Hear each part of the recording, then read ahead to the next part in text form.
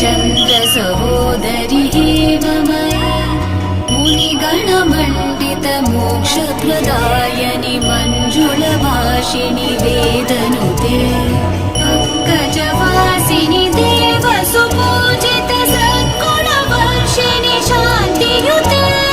जय जय हे मधुसूदन कामिनि आदिलक्ष्मि जय पालय माम् जय जय हे मधुसूदन कामिनि आदिलक्ष्मि जय पालय माम्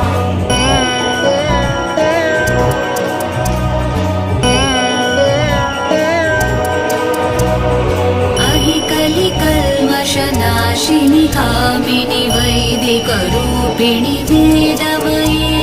क्षीरसमुद्भव मङ्गलरूपिणि मन्त्र